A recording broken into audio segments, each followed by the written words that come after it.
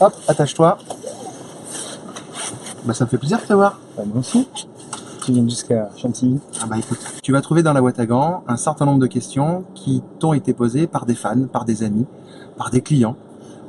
Donc tu vas les découvrir tout au long du chemin et le but c'est de pouvoir y répondre en toute sincérité. Ça marche. Ok. Quand on est cuisinier et qu'on vit avec une pâtissière, est-ce qu'on parle d'autre chose que de cuisine? Anthony Bordeaux. Eh ben franchement non, pas beaucoup. Et puis en plus j'ai la particularité d'être marié avec une pâtissière qui adore la cuisine et qui est beaucoup plus salée que sucrée. Ah ouais. Donc voilà, et qui fait très bien la cuisine en plus. Donc voilà, si le week-end j'ai pas envie de faire la cuisine, elle fait la cuisine. Mais c'est vrai que c'est compliqué de parler d'autre chose. Ça serait bien des fois de parler d'autre chose, mais c'est vrai que c'est compliqué. Est-ce que tu étais devenu cuisinier? Ah, mais ça c'est pas mal. Est-ce que tu es devenu cuisinier parce que tu étais mauvais à l'école, comme on l'entend parfois? Pascal Anti. Alors pas du tout. Pas du tout, parce qu'en plus j'ai la particularité d'avoir commencé la cuisine à 15 ans. Et la seule possibilité en France de pouvoir travailler à 15 ans, c'est qu'il faut avoir fini et validé son collège. Donc il faut avoir le brevet des collèges. J'étais feignant parce que j'étais quelqu'un qui en fin de troisième avait on va dire 11,5 de moyenne et qui au brevet des collèges a eu 17 de moyenne. Donc voilà, je voulais embêter les gens, mes parents et peut-être les profs. Et non, j'aurais pu. Enfin, personne ne voulait que j'aille faire l'apprentissage. On va dire que dans le cursus scolaire, on disait non, qu'il fallait aller en seconde, qu'il fallait faire une école hôtelière et que voilà, que c'était trop tôt pour décider ce que je voulais faire. Mais j'ai heureusement des parents qui, une fois que j'aurais dit ce que je voulais faire, m'ont poussé à le faire. Voilà. Le voyage qui t'a le plus marqué, Jean à Marseille.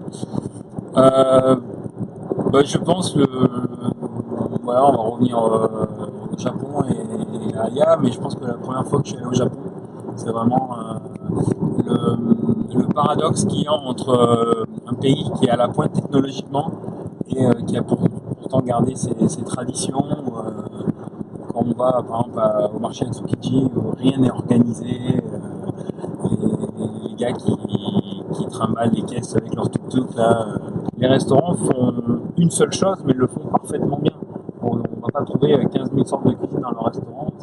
Ils ont une spécialité. La cuisine teppanyaki, Voilà, les sushis, le kaiseki, le yakitori qui est des brochettes de poulet, mais voilà, c'est vrai que c'est cette perfection qui est sympa. Qu'est-ce que tu préfères, devoir manger des plats infâmes autour d'une table composée d'amis ou bien goûter à l'excellence dans un endroit sinistre entouré de cons? Eddie Drancy, ça c'est une belle question.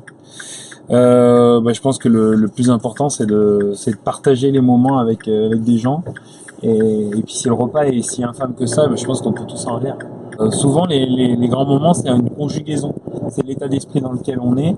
Si on passe un grand moment, un très bon moment avec des gens, des gens, des amis et tout ça, on va oublier la nourriture. Dans un bout de chemin ensemble, l'habitude est terminée par une chanson. Ah. Et donc, c'est pareil, tu vas écouter la chanson et puis tu vas nous dire ce qu'elle représente pour toi. Ok. Ah, bravo. Bravo. Et ben, pourquoi donc aux Champs-Élysées de Jodassin? Tout simplement parce que c'est une chanson qui respire la joie. Aujourd'hui, quand on va dire bonjour, quand on nous interpelle, mais même moi, quand on m'interpelle dans la rue, on est plus sur la méfiance que se dire, tiens, quelqu'un vient nous dire bonjour et on va discuter. Et c'est tout le contraire de cette chanson. Et je pense que la vie devrait être comme ça. On va finir la chanson alors.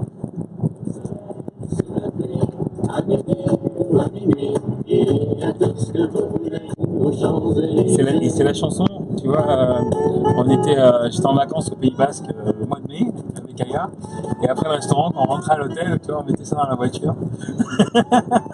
Et tu la chantes ou pas? Non, je sais pas. Tu la chantes pas. Je chante faux.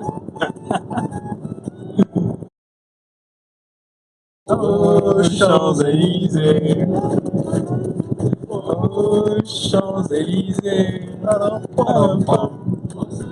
Sous la pluie de minuit ou à midi, il y a tout ce que vous voulez aux Champs-Élysées.